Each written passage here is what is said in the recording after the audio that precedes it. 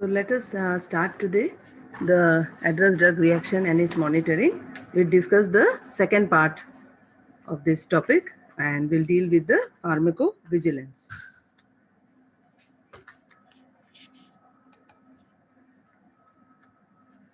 So we have already seen our objectives. We have discussed about the adverse drug reactions, that is the classification and mechanism of adverse drug reaction in the last class.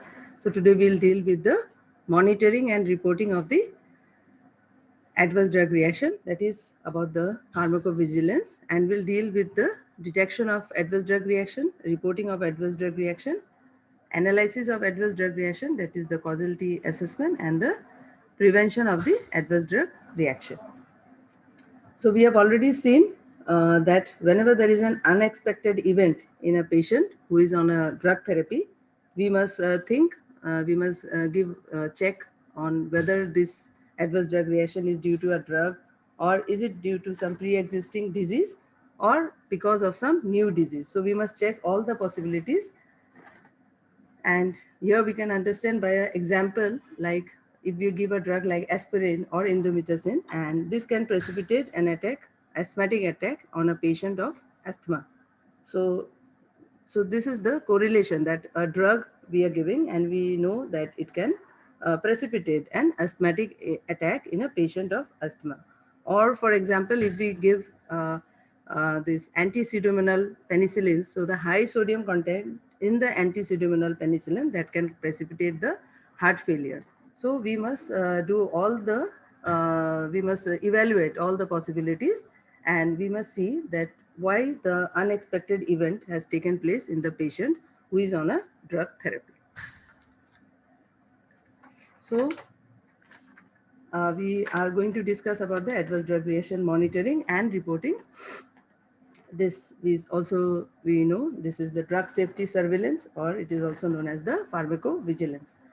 So pharmacovigilance, it will deal with the continuous monitoring for the unwanted effects and other safety related issues which are there, safety related aspects of the marketed drug. So this will be the area of the scope, or the area on which we have the pharmacovigilance, and it will deal with the continuous monitoring of these unwanted effects and other safety related aspects of the drugs which are marketed. So we can understand the word pharmakon is the drug. This is a Greek word and it means drug. And vigilance, vigilance is a Latin word, and it means to keep watch or alert. So as per the WHO definition, which is given in 2002, pharmacovigilance is the science and activities which are related to the detection, assessment, understanding, and prevention of the adverse effects or any drug related problem. So this is the definition of the pharmacovigilance, that it is the science and activities which is related to the detection of the adverse effects, assessment, understanding, and prevention of these adverse effects or any other drug related problems. Now, if we see the pharmacovigilance, this also deals with the epidemiological study of the adverse drug effect. Now, this is pharmacoepidemiologic studies which we do in, and when do we do this pharmacoepidemiological studies? This is mostly concerned with the phase 4.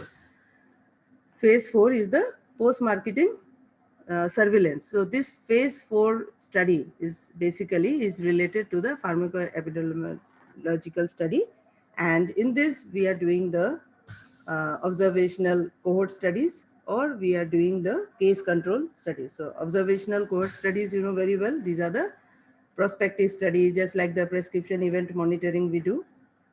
Like for example, we want to evaluate all the adverse effects which are related to the oral contraceptives. So basically what the study tries to do is, we try to find out the uncommon adverse drug reactions, or those adverse drug reactions which are missed during the clinical trial. As you saw in the last part when I discussed about the limitation of the drug development process, there we have very nicely, we have seen that in the phase 3, at the end of the phase 3 clinical trial, we are getting a certain small number of adverse drug reactions which are noted in the package insert or in the product's initial labeling. So we get information about few adverse drug reactions. And so we have seen the limitation of the phase 3 trial because this is, we are doing it in a small population. So those adverse drug reaction which will occur with the low frequency that can easily be missed. And another thing is these trials, these clinical studies, they are done for a short duration of time. So those adverse effects which will develop after chronic use or long latency period. So these, they can escape the detection. So we need to have some sort of a surveillance method during the phase 4, and so we can see that the pharmacoepidemiological study, they are also dealing with the adverse drug effect, and this is basically during the phase 4. That is, the phase 4 is the post marketing uh, phase, and this is the area where we do the observational studies, and these studies, these all come under pharmacoepidemiology. So what are the expectations of these studies? These studies, we are going to check the adverse drug reactions in the real field situation after the drug has been marketed and it has been launched in the market. So we are doing the observational cohort study. These cohort studies are the prospective studies. Remember, these are the prospective studies, and it is a like a forward-looking research where you are doing the prescription event monitoring and you are trying to find out certain uncommon adverse effects. And example, like you are trying to find out the adverse effects of the oral contraceptives. And cohort means a group of the people who are receiving the same drug. So this is the observational cohort study. Then the second type of study, we are doing the case control studies, which is the retrospective study. And this is a backward looking research where what we try to do is we try to analyze what has happened in the past. So like, for example, we choose a group, like a woman group who has developed thromboembolism. And then after selecting this group, then we can analyze the data. Or for example, for the case control studies, like we are getting the information and based on our backward looking research that what has happened in the past. So like we can have an example of aspirin causing the race syndrome. So this type of information we are getting, and the pharmacoepidemiological studies, they are also helping us in the our post-marketing surveillance. So I hope it's very clear to you that this part is very much involved in the phase 4. So what is the need for the pharmacovigilance? So the pharmacovigilance is necessary because of the following reasons. What are these reasons? Because of the humanitarian concern, because you see long-term safety and many of the adverse effects, these are not known to us when the drug is approved at the end of the phase 3, isn't it? And it is marketed. So at that time, we are not aware about the long-term safety and many of the adverse effects, they are not known to us at that time. So, and only we come to know about these adverse effects only during the phase 4 or in the post-marketing surveillance. So there is a humanitarian concern that we must do the pharmacovigilance for the betterment of the human. Then there are deaths reported due to the adverse drug reaction. So this is a concern. So we should do the pharmacovigilance. Then because of the adverse drug reactions, there is increase in the hospital stay and the cost of treatment can increase. So this will again cause burden to the patients. So the need for pharmacovigilance is there. Again, pharmacovigilance also promotes the rational use of medicine, because what happens with pharmacovigilance, proper conductance of the pharmacovigilance, we are ensuring the patient compliance and also the confidence of the patient is improved. So it will again promote the rational use of the medicine. Then the ethical and moral duty of the health professional to report the adverse drug reaction. So this is a concern that the health professionals, we need to report the adverse drug reaction. So it is the moral duty or the ethical part of the health professionals that they should come forward and spontaneously report the adverse drug reactions.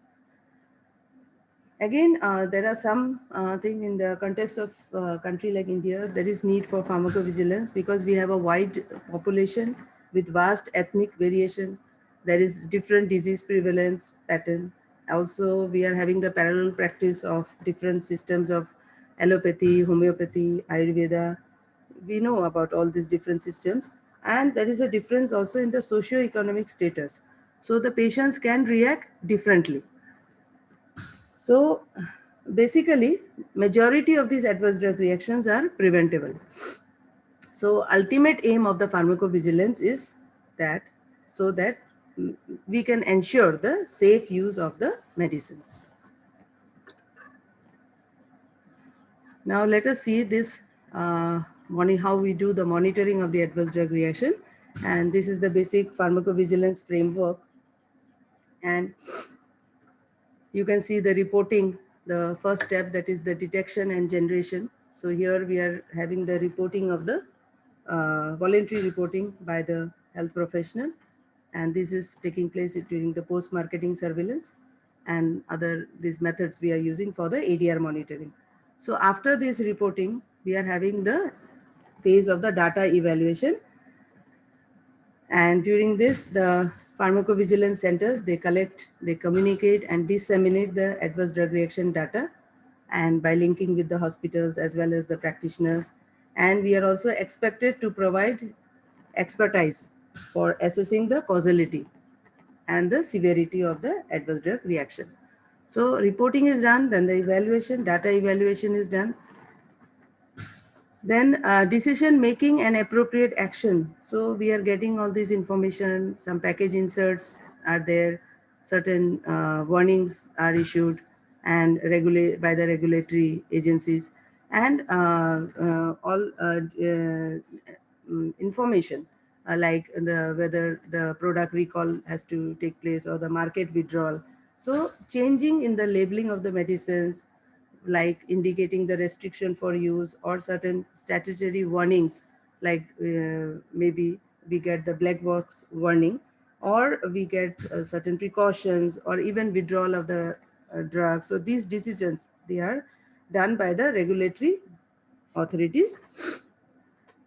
Then we also have, you can see the dissemination of the adverse drug reaction data, which we are doing. The dissemination of this data is done through drug alerts and medical letters or advisories, which are sent to the doctors by the this particular regulatory agencies and the pharmaceutical company. So the regulatory agencies, like we have in the USA, we have the FDA. In the United Kingdom, we have the Committee on the Safety of Medicines, whereas in India, we have the CDSCO, that is the Central Drug Standard Control Organization. So this is the basic framework of how the pharmacovigilance, the working and the monitoring of the adverse drug reactions are done. Now coming to detection of the adverse drug reaction. So we have seen how the signal generation takes place, and the signal, this is the first alert about the problem or the adverse effect. And the signal generation, it implies the early warning signs of the adverse effects, which are generated by the health workers like the doctors, dentists, nurses, pharmacists. And we can see here, on one hand, we have the preclinical studies. We know very well the animal studies, they are done before the clinical trials. And this is, we are trying to assess the safety and the biological activity. And we try to get certain information regarding the adverse drug reaction.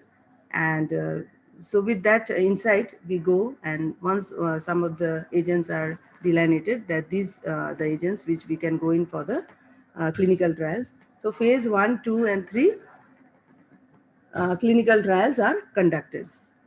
So in the pre-marketing clinical trials, we know very well that only few adverse drug reactions are detected, and these adverse drug reactions are then, they are listed in the product's initial labeling. That is, you get the package insert at the time of approval. So you, at the end of phase 3, you get this few adverse drug reactions. This information is already there with you. Then we also have the system of spontaneous reporting, and this spontaneous reporting, prescription event monitoring, I told you very well, this is done during the phase 4. So during this, the pharmacovigilance practice, this is mainly based on this spontaneous reporting, and it is largely helpful in detecting type A type of reactions and the unusual type B type of the adverse drug reactions. These we have already discussed in the part 1. What are these type A reactions and type B reactions? So we get a report, spontaneous reporting, and we get during this phase 4. Then we also have the prescription event monitoring. Also, we have voluntary reporting by the doctors. Like in the UK, we have the yellow card system. So all this basically we are getting information and regarding the new adverse drug reaction. Then also we can see case control studies, cohort studies, which I have already discussed, cross-sectional studies, which are the observational studies. And through these pharmacoepidemiological studies, we are getting information about any new adverse drug reaction. Also the meta-analysis, in which we are taking the data of several drugs and we are trying to pool the data, and when it is used in a similar condition, and by getting those data we can uh, get lot of information. Like in meta-analysis, for example, you can see we are using statins, and statins are useful to reduce the risks of the coronary artery disease. So this is actually basically the result of a meta-analysis. So we have seen examples of case control study, cohort studies, and we can see cross-sectional studies, like where we are, this is also observational study, where we can see the correlation between past smoking habit with the occurrence of the lung cancer. So this type of a picture is there, where we get the signal, which is a first alert. And how do you define the signal? The WHO UMC, Uppsala Monitoring Center, has given this definition, that a signal is a reported information on a possible causal relationship between an adverse event and a drug, the relationship being unknown or incompletely documented previously. So this signal, I'm telling you that this is a first alert about a problem or the adverse event. Usually more than a single report is required to generate a signal. So for signal generation, there has to be more than one signal report, and it depends upon the severity of the event and quality of the information. So a signal actually consists of a hypothesis, data, and there are several arguments which are put either in favor of a particular adverse drug reaction or against the adverse drug reaction. And the signal generation subsequently, when more number of signals are generated, this subsequently leads to the signal strengthening. And when many more such reports are received, this will lead to the signal follow-up. So this kind of a working schedule is there, in which the signal is generated. And the WHO UMC definition of a signal is, it is a reported information on a possible causal relationship between adverse event and the drug, the relationship being unknown or incompletely documented previously. So this signal generation, ultimately when many more reports come, it leads to the signal strengthening, and then lastly the signal follow-up. So if we see the pharmacovigilance program of India, if we go back to the WHO developed the pharmacovigilance program in 2002, and Uppsala Monitoring Center is a major part of the global effort, which is working with along, and it is helping, and it is working on behalf of the WHO, and it is supporting the WHO program for the international drug monitoring. So the pharmacovigilance program in India started in 2010. And in 2010, we have, as the WHO UMC Center, that is the Uppsala Monitoring Center, this is the International Collaborating Center for Pharmacovigilance, which is situated in Sweden. And in India, we have the CDSCO, that is the Central Drug Standard Control Organization, which is under the Ministry of the Health and Family Welfare. And this, they are coordinating the pharmacovigilance program. We have the IPC, that is the Indian Pharmacopoeia Committee, which is there in Ghaziabad. And here we have the NCC, that is the National Coordination Center in Ghaziabad.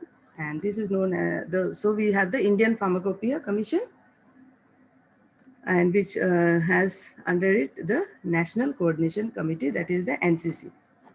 So the NCC works under the supervision of this steering committee and the advisory committee, which is under the PVPI, that is National Pharmacovigilance Program of India, and this was launched in 2010.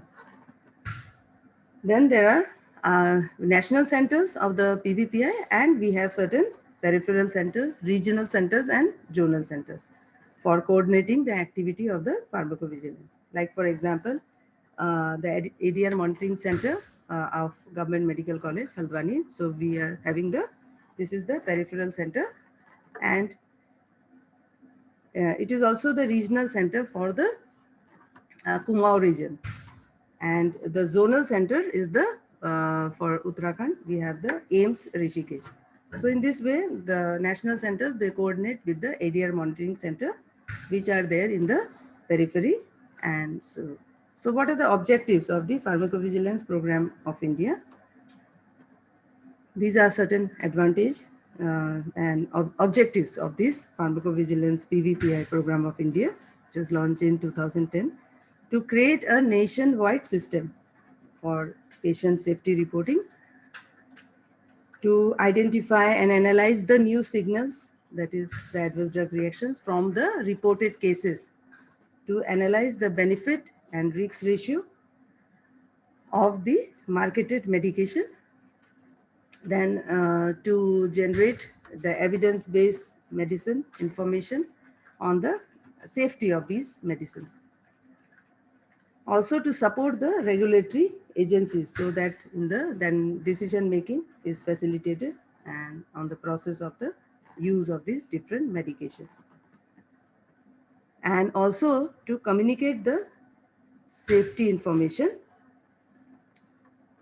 and to give this information and to collaborate with other centers. So to collaborate with other national centers, so you exchange information on the data management. Then to provide the training and consultancy support to the other national pharmacovigilance centers, and ultimately to emerge as a national center of excellence for the pharmacovigilance activities. So we have seen how this working is about the CDSCO in India, that is the Central Drug Standard Control Organization, which is under the Ministry of Health and Family Welfare, Government of India, and in collaboration with the IPC, that is the Indian Pharmacopoeia Commission, Ghaziabad, we are coordinating the pharmacovigilance program, and it has the NCC, that is the National Coordinating Center. Now, how the reporting of these adverse drug reactions are done. So we have newer drugs, suspected reactions. Even if it is minor, it is to be reported. And serious effect of older established drugs, these are also to be reported. Then case reports by doctors, like for example, Banaxoprofen induced photosensitivity. And we have certain pharmacoepidemiological studies like the prescription event monitoring and computerized medical record linkage and population statistics. We are obtaining information from the cohort case control studies. So this informations are there, and all the serious reactions, that is new reactions or unpredictable effects or significant therapeutic failure or unusual increase in the incidence of a known adverse drug reaction, all these reactions, they should be reported. So this is the suspected adverse drug reaction form, and here the patient information and suspected adverse drug reaction. So details of A, B, and C, that is the suspected medication, and reporter details. These are the mandatory fields. And we can see that the AMC report number is there. So this AMC report number, this is given by the ADR Monitoring Center. Like for example, we give a number like GMCH, oblique, we state the month or the year, and we give the serial number. So this is a AMC report number. After the suspected ADR reporting form is successfully uploaded at the ADR Monitoring Center, then the worldwide unique number is generated. These are certain advice about the reporting, what you can report, who can report, where to report. So all these informations and what happens to the submitted information. So we can see that the adverse drug reaction reported by the healthcare professional and the patients. So the causality assessment is done, and it is forwarded to the National Coordinating Center (PVPI) through the ADR database. This is the BG Flow. This is the software of the WHO, and with this pharmacovigilance software, the ADRs are uploaded, and this data is then analyzed and forwarded to the. This is periodically reviewed by the National Coordination Committee (PVPI), and it is further sent to the Global Pharmacovigilance Database, which is managed by the WHO UMC. That is the Uppsala Monitoring Center in Sweden, and information is submitted to the again to the steering committee of the PVPI, and then they suggest the required interventions. So many information regarding this pharmacovigilance activity and awareness of the toxic effects of drugs. This has resulted in withdrawal of several potential drugs from the market. Like for example, previously drug like Cerevastatin has been withdrawn from the market because of rhabdomyolysis, or a drug like Gatifloxacin has been withdrawn from the market because of dysglycemia. So we have this information, and recently the drug in April 2020, FDA has removed the ranitidine, and it was found that it contains cancer-causing contaminants, that is the NDMA, which is 9N-nitroso-dimethylamine, and this compound is a possible human carcinogen which can increase over a time, and it can build up in the product, and this can be hazardous. So this type of drug has been withdrawn. So we can see how important, and it is so good to see that effective pharmacovigilance activity and awareness about the toxic effects of drugs is ultimately leading to withdrawal of certain drugs which are commonly used. We know ranitidine is a drug used for hyperacid. Now coming to ADR analysis, we'll see about the causality assessment. Now, when a patient undergoing a drug therapy, he experiences an adverse event. So this may be due to the drug, or it may be due to some disease, or there may be some other cause. So most of the time it is seen that there is no clear-cut cause-effect relationship between the drug and the adverse event. So in analysis of adverse drug reaction, causality assessment is a method by which the extent of relationship between a drug and a suspected reaction is estimated. So by causality assessment, we are trying to estimate the extent of relationship between the drug and the suspected reaction. So causality assessment is done by the WHO UMC scale or the Naranjo's algorithm.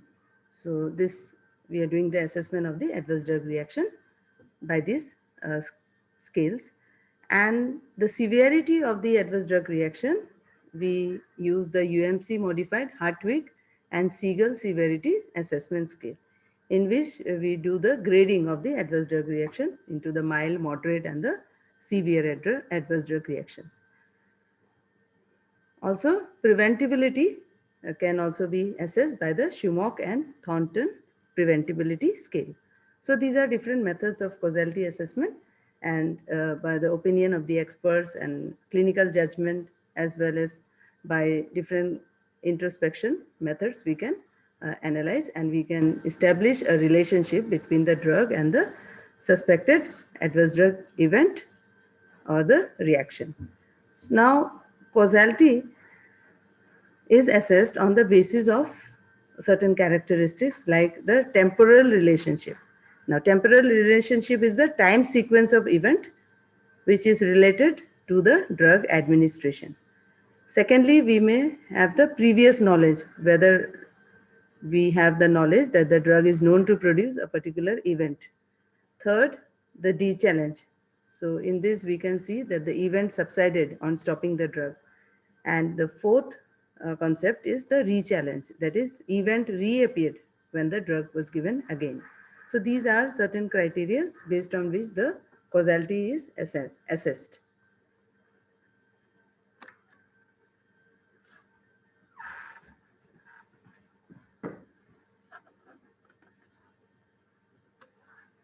Now, this is the WHO UMC causality assessment scale.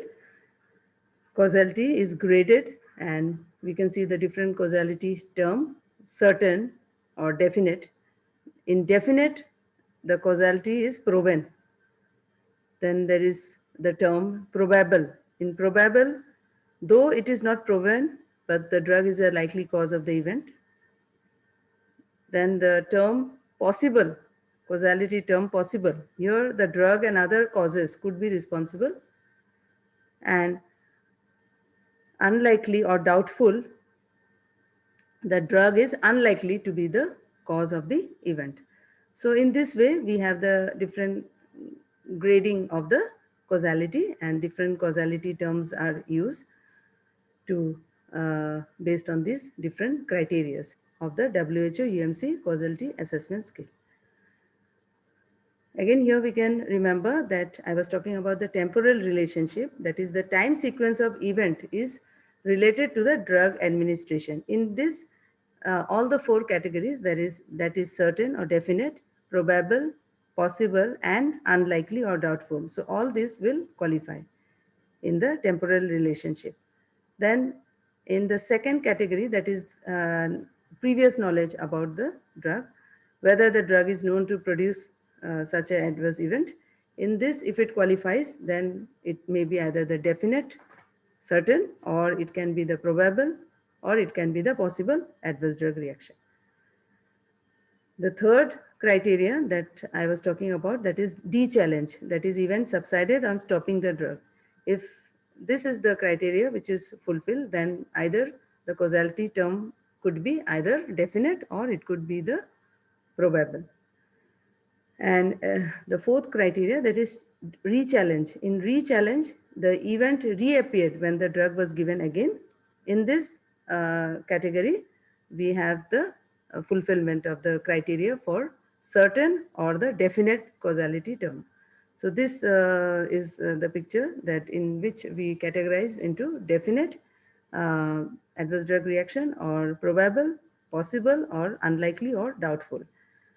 And lastly, if event could reasonably be explained by the patient's disease, then this can be categorized into the possible adverse drug reaction. Now, Naranjo's adverse drug reaction probability scale. So this is the causality assessment done by the Naranjo's algorithm. And here the score range of 9 indicates the definite adverse drug reaction. A score range of 5 to 8 indicates probable, and a score range of 1 to 4 is the possible adverse drug reaction, and 0 is a doubtful adverse drug reaction. So based on the data which is available on the reported adverse drug reaction, the use of drugs can be either restricted. For example, human placental extract, it has to be given by injection for the pelvic inflammatory disease, and it could be given topically for the wound healing. Or based on the data available on the reported adverse drug reaction, we can do a change in the label. So, for example, pioglitazone is contraindicated in the urinary bladder cancer. Or we could give some precautions in the form of statins, which are to be used after ascertaining the normal liver function. So such kind of interventions in the form of restriction or change in label or certain precautions, and in extreme cases, drug could be banned in the we can see valdecoxib, gatifloxacin, or nimesulide, which are banned in the children less than 12 years. So we can see that the pharmacovigilance is essential for the consumers and the healthcare professionals, and it helps to detect the adverse events, and it can also generate the warning about the unexpected event, and in this way we can establish the safety. So we can see the Drug Controller General of India circulates different newsletters, drug alerts, etc. as interventions, and these are conveyed to the medical professional for awareness and necessary action. Many of these informations, they are updated in the website of the cityscope .nic.in and the ipc.nic.in. Now coming to prevention of adverse drug reaction, first is we must use the drugs rationally. So we must use the drugs whenever required, and we must avoid the inappropriate use of drugs. We must use the appropriate dose, route, and frequency of the drug administration. For example, like if it is the injection of the vancomycin, so we must adopt the correct drug administration technique, that is the slow IV injection of the vancomycin. So in this way, we must use the drugs rationally. We must elicit and take the drug history and also the history of the previous drug reactions. Now, why should we take the drug history? Because drugs, they can affect the disease. Like for example, aspirin can induce the asthma, or this diabetes can be induced due to the glucocorticoids. Also, drug history is important because drug can cause toxicity. So toxicity can be due to self-medication, or there can be the decrease in the effect of a drug or increase in the effect of a drug due to the drug interactions. So proper drug history is essential because drug can also affect the diagnosis, because whether if the new symptom has come up, whether this new symptom is due to the disease or it is due to the adverse effect of the drugs. Also, if we take the proper drug history, it can also help us in deciding the choice of the drug. As like, for example, if a patient of acute migraine, he has already consumed the NSAIDs. So then if you take the drug history, you will come to know that he is already on NSAIDs. So then there will be no need to repeat the same drug. Again, history of previous drug reactions. We must elicit the history of the allergic reactions. Then medication errors like the OTC drugs. Now OTC drugs, these drugs, they are considered safe for use by the general public, and they are available without prescription. So they are also called the OTC drugs, over-the-counter drugs, or non-prescription drugs. And these are especially, they are dispensed, and they are chosen by the regulatory agencies. And these are especially drugs which are used for cold, diarrhea, or vomiting, or for allergy, or for the gastric hyperacidity. So most of these over-the-counter drugs, they carry the risk of side effects. And so history of OTC intake must be elicited because these may result in different adverse effects and drug interactions. Lassa drugs are look-alike, sound-alike drugs, and these drugs, they have similar name or they look similar due to the packaging, and they can lead to confusion, and also they can lead to the medication errors. Like we have drug like clotrimazole, which is an antifungal drug, and cotrimoxazole, which is a antibacterial agent. So there can be confusion related to the similar name, or several brand names also are there which can sound similar and they can lead to confusion. And also they can lead to the dispensing errors. Also, like example like cycloserine and cyclosporine, and another example could be lamotrigine and lamivudine. So these are look-alike, sound-alike drugs. So we must be careful about this. Then there are counterfeit drugs or fake drugs. Fake drugs, they can contain the inadequate dose or they can contain the inappropriate drug. And there could be a similarity in the labeling and packaging, which can mislead the consumer. So these fake drugs or spurious drugs, they may contain hazardous compounds, or they may be beyond the expiry date, or they may contain the substandard drug, which can be harmful to the consumers. Then to check the possibility, we must rule out the possibility of the drug interaction. That is, drug interaction with food like cheese and grape juice, or drug interaction due to the disease or other drugs. We must also check the signs of overdose or toxicity, and we must perform the TDM, therapeutic drug monitoring. So appropriate lab monitoring, like we can do the prothrombin time for the warfarin, or we can do the serum drug level estimation for the drug like lithium, which are having the narrow therapeutic index. Then assessment of the risk benefit ratio. Now this assessment is very helpful in preventing the adverse drug reaction and in preventing iatrogenic diseases. In risk benefit ratio, this is the term used for kind of judgment you do when you give a drug to the patient, in which you judge in relation to the estimated harm versus the expected advantage of a drug.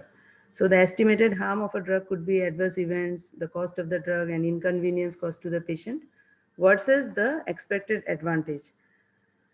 Expected advantage could be the relief in symptoms, cure of the disease, or decrease in the complications, or improvement in the quality of life and mortality. So a drug should be prescribed only when the benefits outweigh the risk.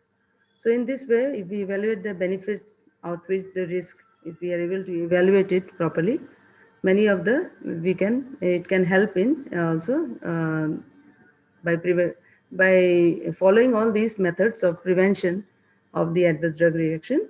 It can help us to make us more vigilant, and we can detect the adverse drug reactions early, and also we can predict their frequency.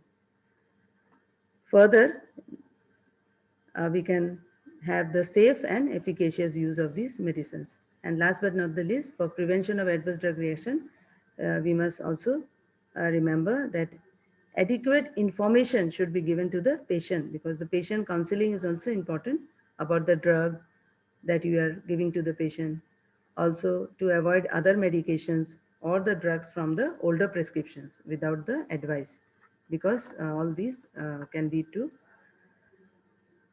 precipitate an adverse event or a different drug interaction. So all this information should also be given to the patient and create awareness, and so that the prevention of adverse drug reactions can be. Therefore, to conclude, we can say that pharmacovigilance is the practice which is aimed to monitor the drug safety in real life conditions and to capture the adverse drug events during the post-marketing phases of the drug life cycle.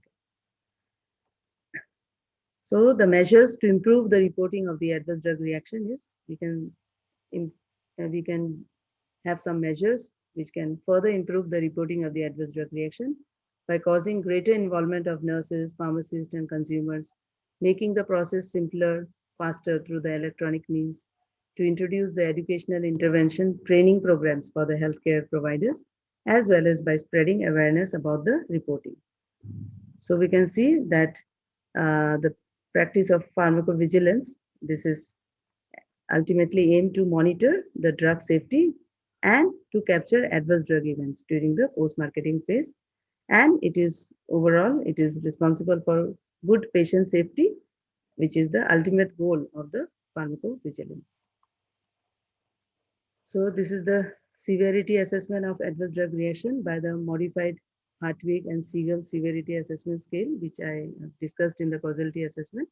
Here we can see that level 1 and 2 is the mild adverse drug reaction. Level 3 and 4 is the moderate adverse drug reaction. And level 5, 6, and 7 come under the severe adverse drug reaction. Now coming to the Shumock and Thornton preventability scale.